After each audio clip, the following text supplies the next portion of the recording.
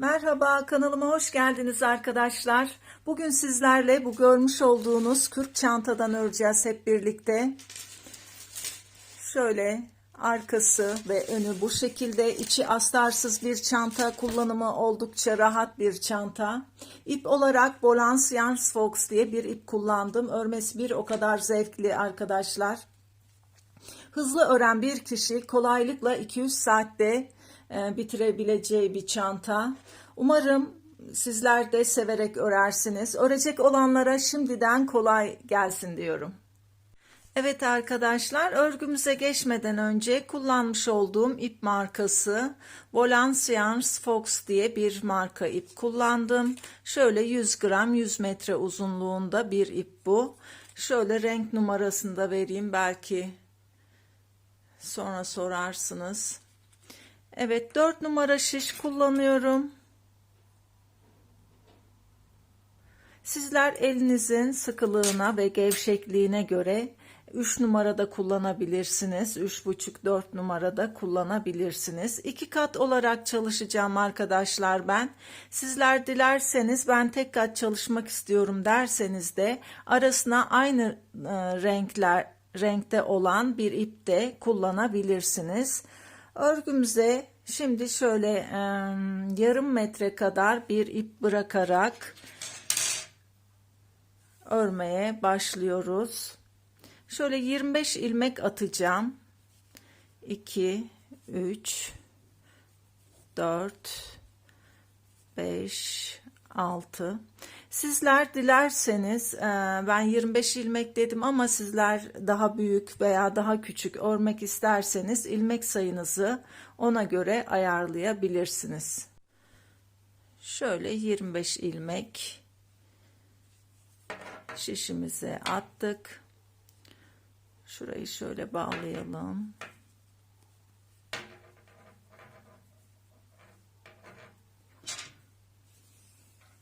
Örgümüzü haraşo örgü olarak öreceğiz.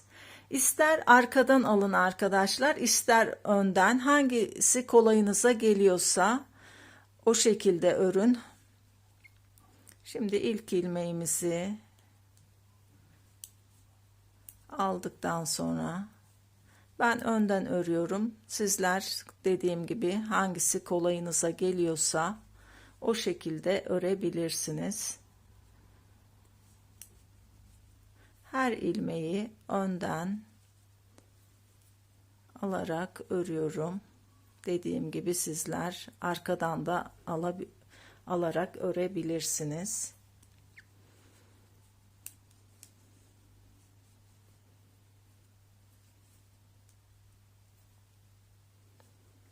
Çabuk ilerleyen bir örgü. Gerçi haroşa örgü biraz şeydir. İki sıra ördüğünüzde bir sıra gibi olur ama bu ipimizin nasıl diyeyim, ipimizin artık kalın olarak gösterdiği için çabuk biten bir örgü olacak. Bu şekilde sıra sonuna kadar örüyoruz.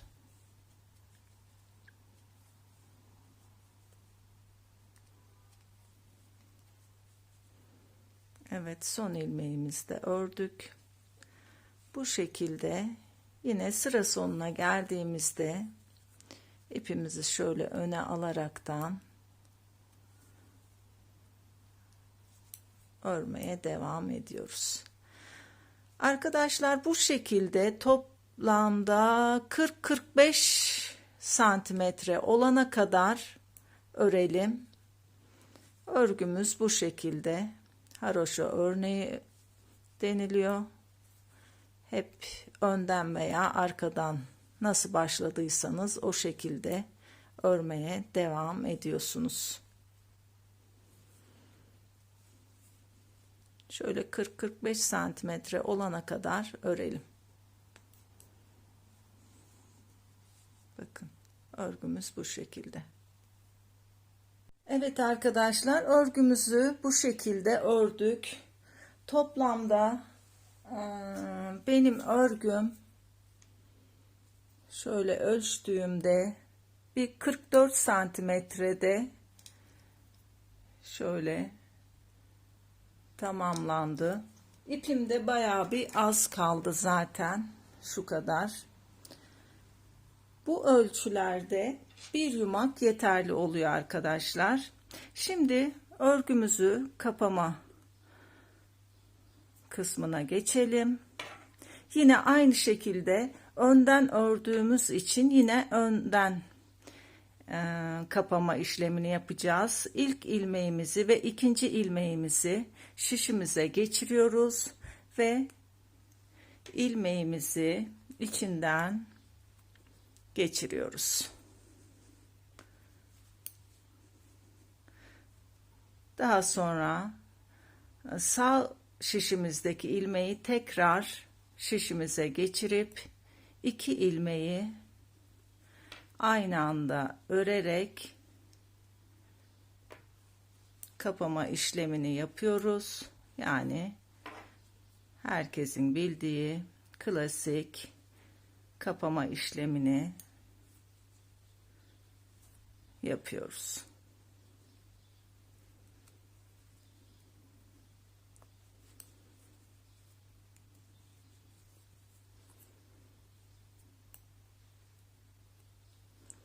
İkişerli olarak iki ilmeği aynı anda örüp kalan ilmeği tekrar soldaki şişimize geçirerek kapama işlemini sıra sonuna kadar bu şekilde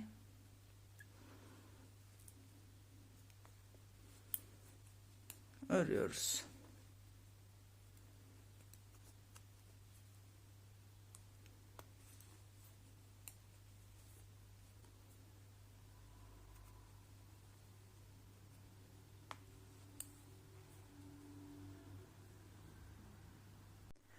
Son ilmeğimizde kapattıktan sonra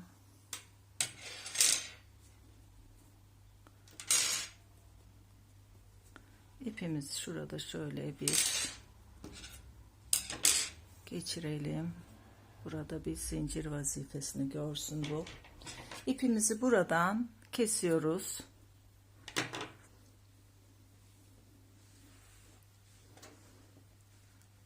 Evet. Çantamızı şu şekilde tutarak kapağını da istediğiniz genişlikte ayarlayarak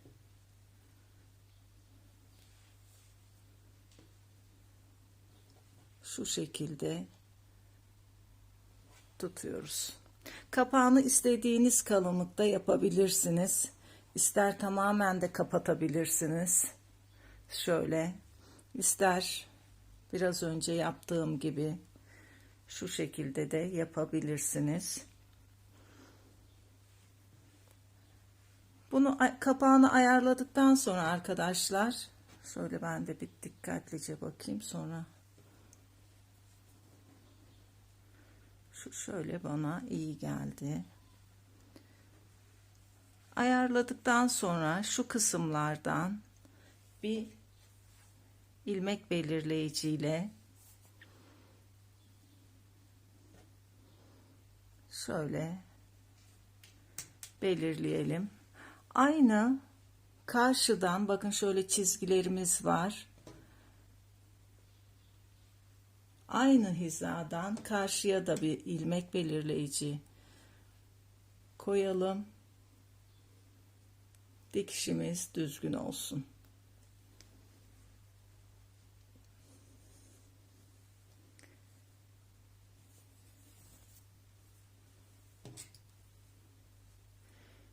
İğnemize ipimizi geçiriyoruz. Biraz zor geçiyor bu.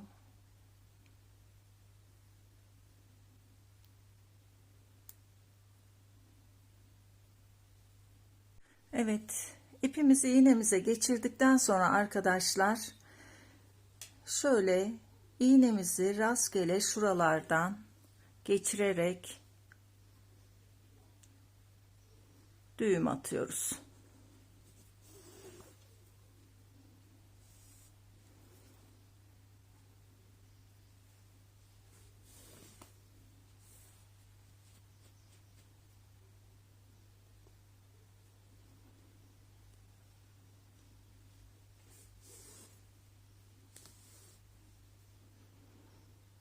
Daha sonra şu işaretlediğimiz yerden şu köşeyi birleştirerek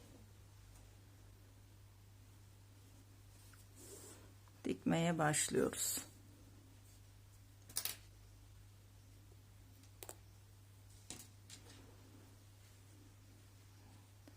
Şöyle kaydırmalı olarak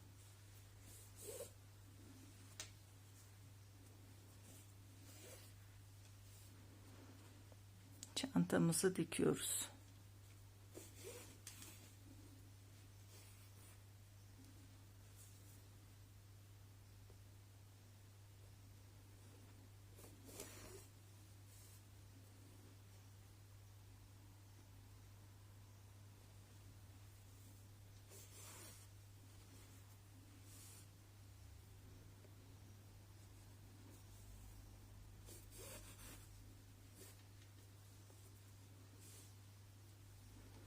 Bu şekilde aşağıya kadar dikelim.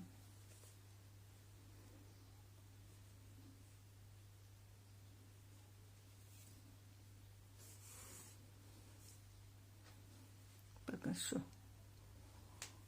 şu aşağıya kadar dikelim arkadaşlar.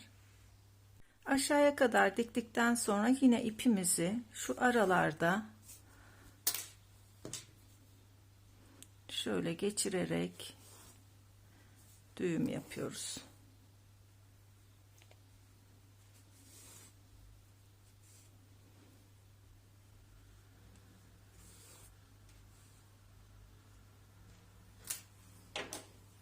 Daha sonra ipimizi burada keselim. Aynı şekilde bu kısmı da yan tarafı da aynı şekilde dikelim. Evet, her iki tarafını da diktik. Şu şekilde. Şimdi bu kısım çantamızın ters kısmıydı. Çantamızı şu şekilde çeviriyoruz.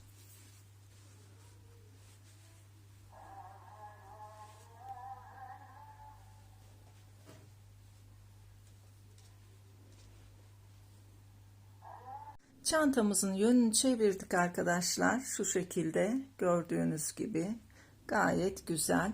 Şimdi çantamızın kapağına şöyle çıt çıtımızı dikeceğiz. Şöyle mıknatıslı çıt çıtınız varsa onu dikin. Benim elimde bu çıt çıt vardı. Çarşıya da inemediğim için bunu dikmek zorundayım. Çıt çıtımızı tam şu şekilde ortalayarak birini çantamızın şu kısmına, birini de kapağa gelecek şekilde dikelim. Aynı renkte iple arkadaşlar.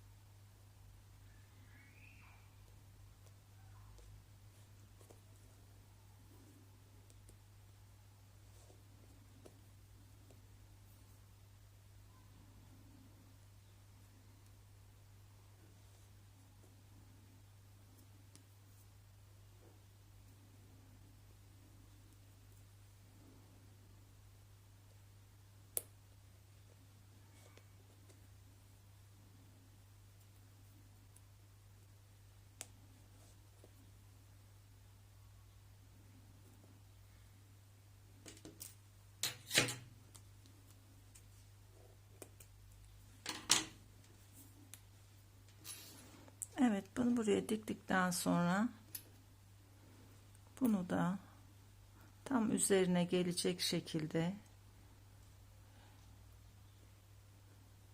buraya sabitleyerek dikelim.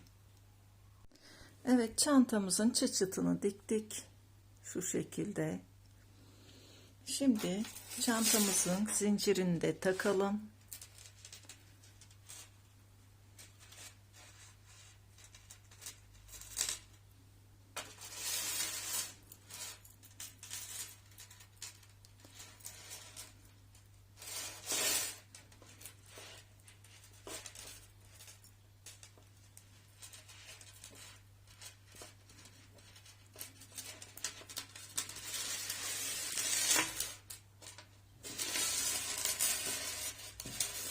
Bayağı bir ses çıkardı.